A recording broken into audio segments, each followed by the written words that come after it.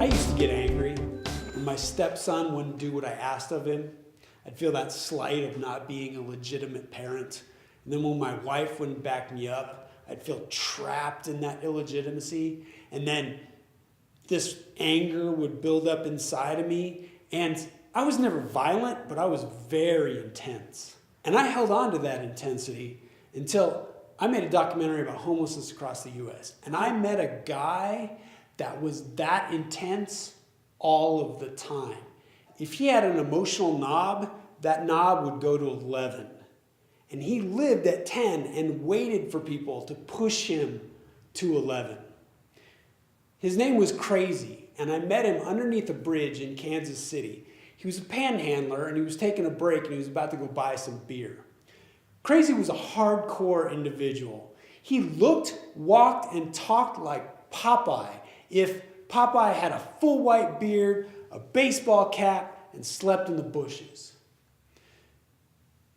If he was stinky, he swam in the river. And if the cops took his sign, well, he had a marker in his pocket and he'd just make another one. Krazy didn't give a damn. And he carried a chip on his shoulder the size of Mount Everest. He used to be a contractor who grew pot on the side, who got busted by the cops.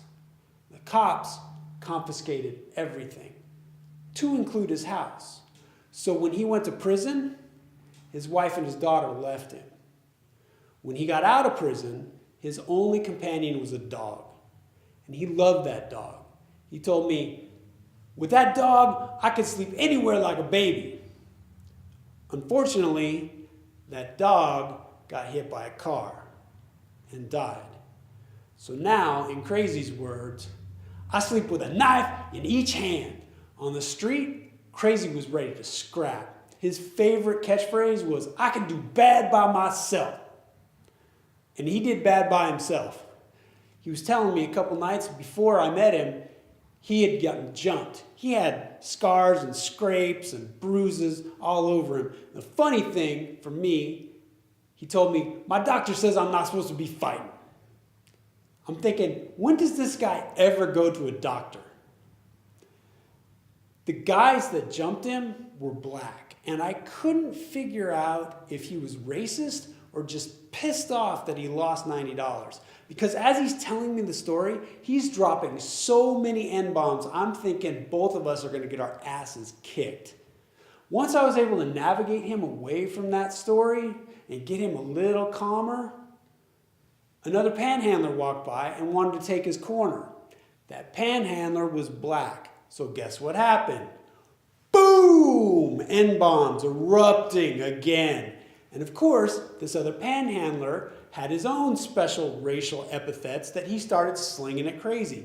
They go at it, Krazy runs towards him, and I'm thinking, this is going to come to blows. They're yelling at each other, they're moving their arms, they're pointing.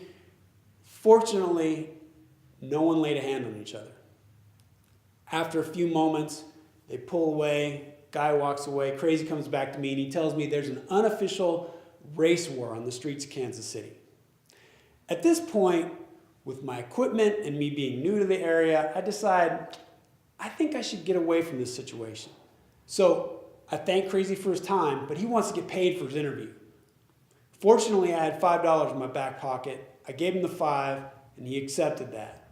And then I hightailed it out of there. Now, Krazy's life was constantly trying to beat him down, and he used anger to push through that life. The only problem was that anger was making that life worse. It was cyclical. It was making situations harder on him. And I thought, if I don't get rid of my anger, I could end up in the bushes.